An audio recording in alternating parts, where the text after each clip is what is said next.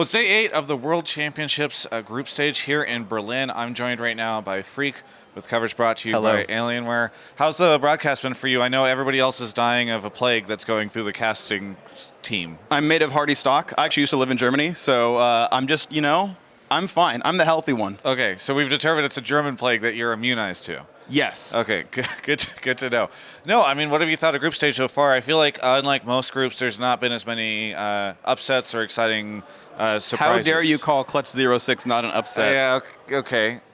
Regardless. No, your question is how has groups gone? So we're in the middle of day 8. Team Liquid are 3-2, and I am hoping they can make it out. Yeah. That's fairly nerve-wracking. We've never been in this situation before. No, never been in this situation. Final day of group stage, and our first seed is on the verge of getting eliminated. Yeah, I mean, it is what it is. I gotta say, it's been really nice to see how well the LEC teams perform. Like Fnatic, I don't think we're the favorite to get out of the group, but they did. That's well played by them. That's impressive. Good job. That's bucking the trend of RNG almost always beating them. Well played by Splice. That was already kind of called the group of life, but to force a tiebreak for first place, like that's impressive as well. C9 went to expectations, right? They were not supposed to be as good as G2. They were not supposed to be as good as Griffin. So, well, there's how that one went. Team Liquid fighting with Damwon and IG. Maybe, right? Like, at least they're making it close, but, feels like a coin flip. But I mean, ultimately it comes down to, like, if North America wants to be considered a top region, your best team had better beat the third team from Korea. And I mean, maybe that'll happen, but, they're 1-1 in the head-to-head. They're, going to hope they can beat China too. Maybe that'll happen, and that's just, that's our sort of level of play. Would you consider the G2 second seed being a surprise? Because I feel like, or maybe an upset, because a lot of people were predicting them to make it to final, so you wouldn't expect them to be second seed. Sure. So for me, my power ranking coming in was G2 was the third best team, putting Fun plus Phoenix and then SKT above them. Okay, Fun plus, a bit of stumbles right there. Griffin, I didn't know how to quite place them because they have gotten at worst second in the LCK regular season and exactly second in the LCK playoffs for 3 straight splits. Yeah. You should never consider Griffin a bad team. They are absurdly good. I know Jat had them as his number 1 team in the group. Turns out he was right. I don't think it's unreasonable to say G2 is better than them, or vice versa. They tie broke for first. Guess what? That's as close as it gets, right? Neither team dropped a game otherwise. So, they're of about equal skill. I still put G2 as a top 4 team at Worlds, alongside Griffin, alongside SKT, and I mean, I'm not really sure you're supposed to join that 4th spot right now with RNG gone, but and with FunPlus looking a little bit weird, but yeah, they're of fairly similar skill, and on the day Griffin was better. If they play a best of 5 in the finals, I'm not sure who I take. Yeah.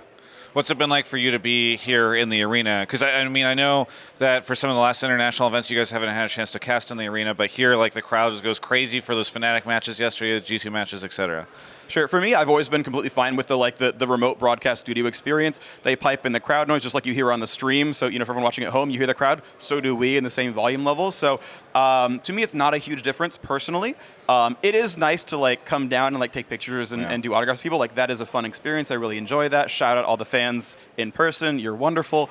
But yeah, overall, it's fine. There's extra comforts to being in a studio environment where just sometimes the time pressures aren't as hard and the accommodations can sometimes be better for the casting environment. But overall there's pros and cons. Yeah. I'm happy with the setup and I'm happy to be casting. Normally at these events, I just talk to you exclusively about the esports stuff, but given that Riot and League of Legends specifically, just had its 10-year event, Yes.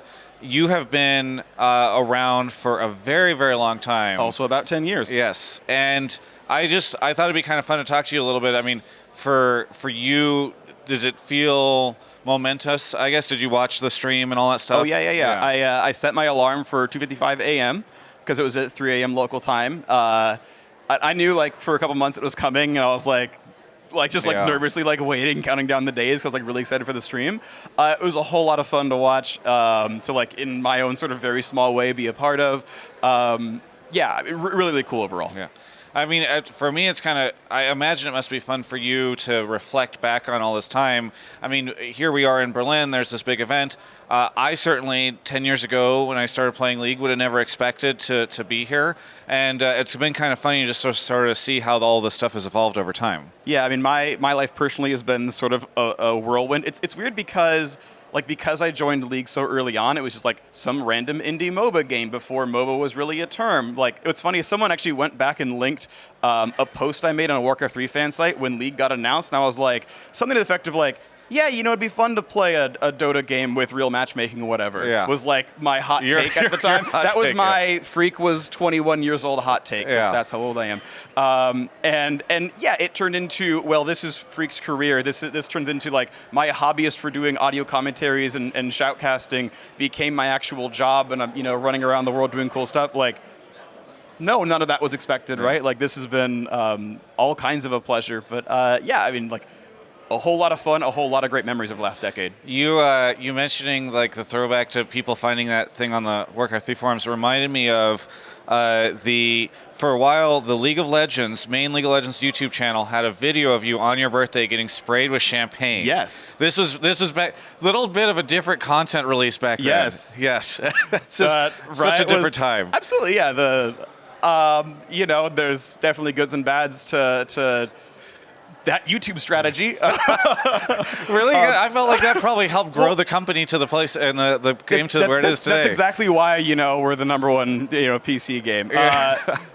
Because of me at Korean barbecue getting sprayed with champagne. Yes. Yeah, it's weird as well because like you talk about like, you know, my memories the last 10 years. Also, one thing I've sort of noticed is like I'm less and less important as an individual person, which is like fine, right? Like the game is far bigger than me. You're aging out. I'm aging out. There's the new young stars, you know, Captain Flowers and everyone. But no, it's just like it was weird because like I was somehow like one of the main celebrities. Yeah, and like it was like you and Nika were basically like the two people that were face of the company. And you know, before there was like really a staffed up EU office where they started making their own content, and you know, a lot more shoutcasters got hired. Like it was just this, you know, this weird situation. Like I never did this to become a celebrity. I did this because I like games and I like showing my enthusiasm about games, and whether or not you care about me is kind of irrelevant. And like now we're in that world where I share my enthusiasm, but you're a fan of the game more than you're a fan of me. That's totally fine, right? Like that's completely expected and reasonable and whatnot. It's just like that was a shift because for a little while it wasn't quite that. Yeah. And just like,